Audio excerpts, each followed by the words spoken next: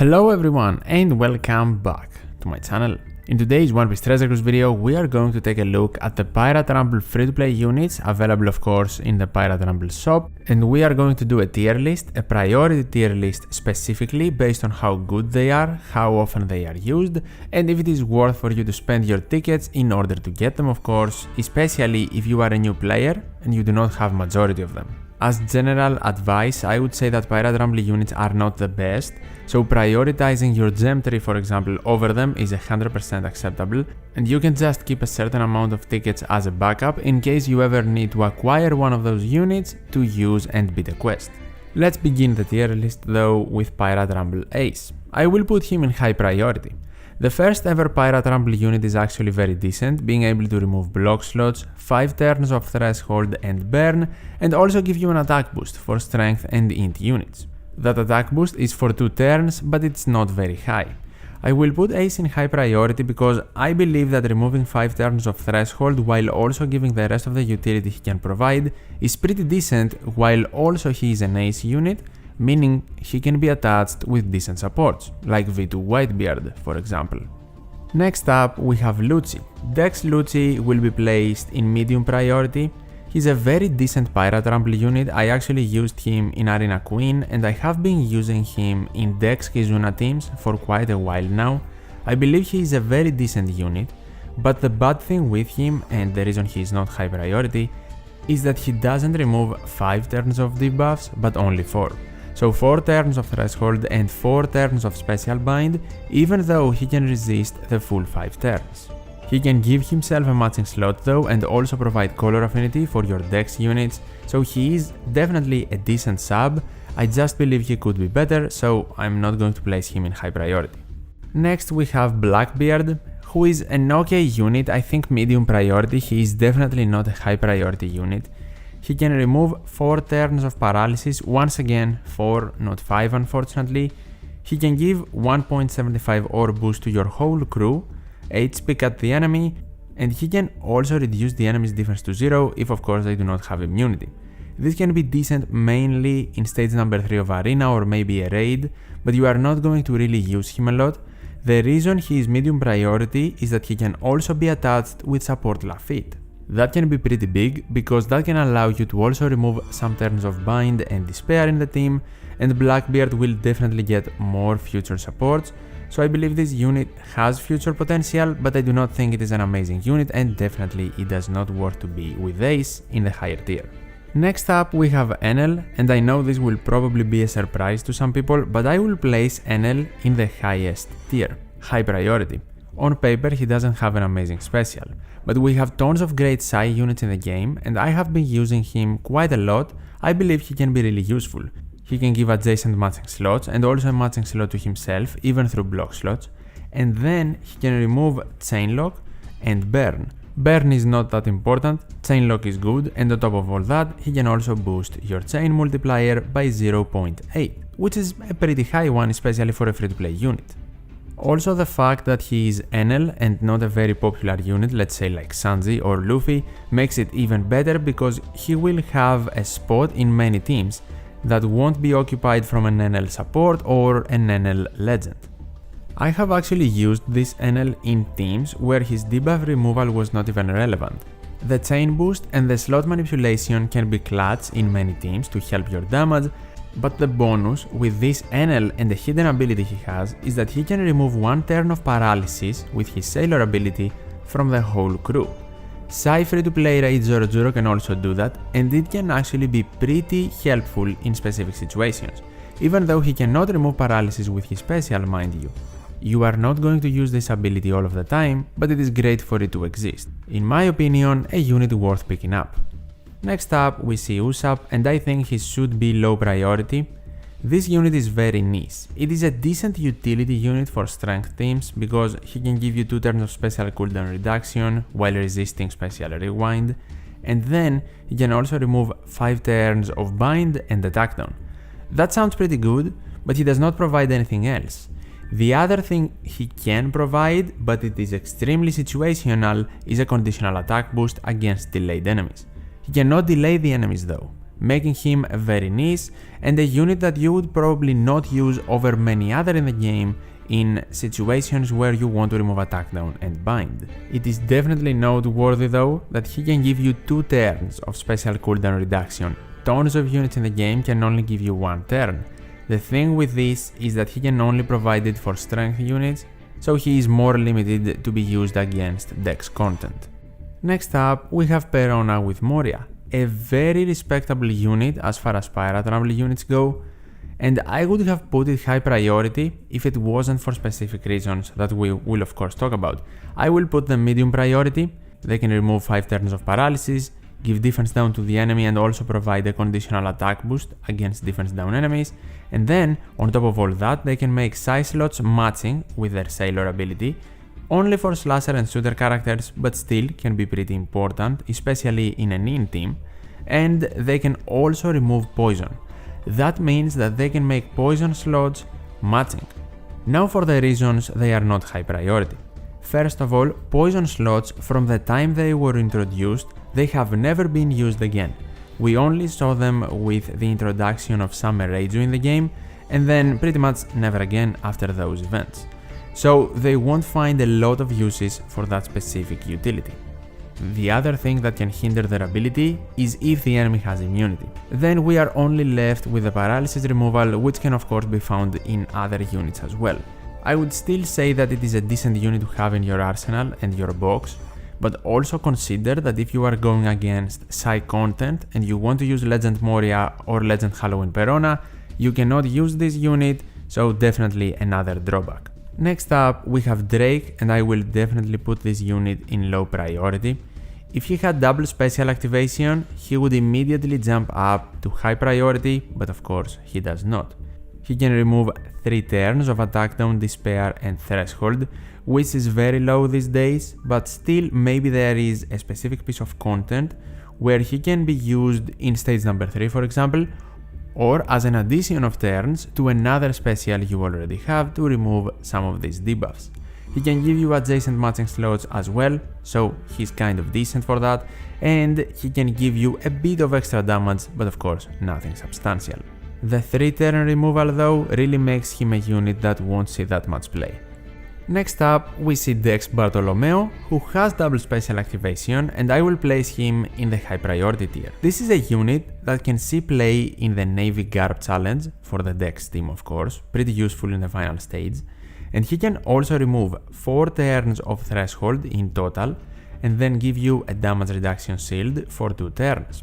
If you activate his special while you do have a damage reduction shield, you get a 3-turn chain lock for 2.75 times. Not the highest one, but for 3 turns, that is pretty good. So I will definitely place Bartolomeo in the high tier, because the chain lock can help your damage, but also can help you evade debuffs that the enemy would give you for chain lock that is 1.1, or generally with a bad multiplier. Next up, we have Hawkins. I will put this unit low priority, mainly for the reason that with his Sailor ability he can remove blindness for 5 turns. Is that the best thing? No, but when you need it, it can be tough to find. His special on paper is okay because he can remove 4 turns of damage reduction and defense up, and if you have received 10,000 damage, he can also remove 5 turns of resilience, but the restriction can be pretty annoying to fulfill. 4 turns is also not the best, especially when he cannot provide any boost in damage whatsoever, so definitely without his Sailor ability, for that very specific situation where you need it to remove blindness and also some turns of a defensive effect, I would have put him in after everything else. But with his Sailor ability in mind, I just believe there are worse units than Hawkins in the shop. Next up, we have Lucy, who is a very interesting case. I think I will place him in medium priority, mainly for newer players. If you are more of a veteran player with a developed box, you can drop him down a tier. But Lucy can give you an ore boost and an attack boost in 2 different stages, not with you hitting perfect, but just with the clock buff where the turns pass and you get the other buff. And on top of that, he can remove 2 turns of despair and attack down. That is not going to be your savior in tons of quests, but it can still be useful. His boost in damage is also universal, which is great, and he can be attached with support Valentine Koala, so when you activate his special, he can remove more despair and even bind. A pretty straightforward special, but also this is a unit that can go to direct competition with Legend Lucy or 6+ Sabo, who can actually give you an attack boost in 2 different stages and also provide the special cooldown reduction utility which might be needed. So if you just need his special for the damage, I think Legend Lucy will most likely be better, but then again that depends on your team composition and the quest as well. Next up, we have 2 units that I don't really want to waste time on. We have Hannibal and also Vergo. Both of them, after everything else, they are not really good units. Vergo is almost never going to be used. Hannibal could be decent, but without poison present, he is not that relevant. They were pretty much only used by me at least. In the respective treasure map they were point boosters in, and after that I don't think I have ever used them, so both after everything else. Then we have Uruz, who is a very interesting unit. Although as a utility unit, he is not that amazing, because once again, like other units we have seen, he does not remove 5 turns of debuffs, but only 3. The special thing about him is that he can actually also give you an attack boost in 2 different stages. It is not just an attack boost, it is a universal one. And for the second stage you get it in, it is actually a 2x attack boost, which is actually pretty decent. For a free-to-play unit, very nice, so I will place him in the medium priority tier. Then we have Rayleigh, who I will place in low priority. He is a decent on paper unit, he can give you a very good chain boost, but other than that he does not provide much else. His special cooldown reduction is centered around Psi and Int units, so if you do not have these colors, he is not going to be used for that. And then he removes Bind and Burn for 4 turns. Not the best combination and not for a lot of turns, so not that great of a utility unit. But the chain boost is still very nice if you happen to need the special cooldown reduction for Psi or Int teams. Next up we have Ryuma, who removes 3 turns of Threshold and Resilience, and then gives you a color affinity boost for everyone. Now probably you have Uruz flashbacks, but they are not that similar, because you get color affinity, not an attack boost. An attack boost can be more important, and you also get it for 1 stage. Even if you hit all of your perfects, Ryuma does not provide a color affinity boost in the next stage, so I would say he is a tier below Uruz for sure. I would say Ryuma is low priority. Next we have Hody Jones, who can remove Bind and Despair for 5 turns, 2 very common debuffs. He can give you 1 turn of special cooldown reduction and also resist, special reverse, and then give you a color affinity boost for Strength and Int units. Not all of the colors unfortunately, not universal like Ryuma, because then he would be better, but now I will still place him in low priority. The thing that is worth mentioning though for this unit is that it is Hody Jones. Hody can actually be attached with some interesting Fishman supports, so always good to have him in mind in case the situation arises where you will need him and the support on him to clear a quest more comfortably. Oven is up next, who has a very straightforward special. It is decent, I will place him in low priority. He can remove chain lock and chain coefficient reduction and give you a 3x chain lock, while also removing Burn for 5 turns, which is not that amazing, but it is still a decent special. There are way better specials out there that can give you a chain lock, but still an okay one. Helmeppo, who comes up next, is not that good, so I will place him in after everything else. He can reduce opponent's barrier duration, which is an effect I personally like, but he doesn't have much else going for him. Even the resilience he removes is only for 4 turns, not 5, and his color affinity is only for 2 classes. Wiper is next, and this is a nice unit because we do not have a lot of Wiper units in the game, but his special is extremely situational. I have to put him in low priority. I find it very nice that he actually cuts your HP by 99% because he can allow some super type abilities or specials to give you more boosts, like the Arlong crew, but the combinations for HP cutting won't include him that often because the rest of his special requires the opponent to not have immunity. If they have defense down immunity, you cannot get the conditional attack boost he provides and he is pretty much useless.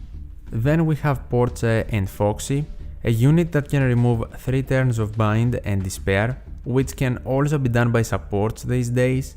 The interesting thing about their special, or the unique thing I guess you can say, if the enemy is delayed, they double your attack, and they also reduce their own special by 7 turns. This effect can only be used in extremely specific scenarios.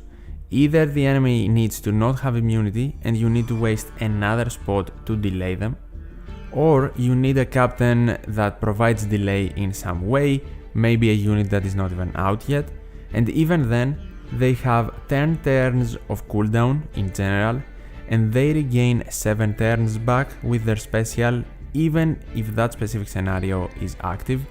That is not enough for a next stage with a preemptive to give their special back, so you cannot reuse it. You somehow need to reduce their cooldown for 1 extra turn.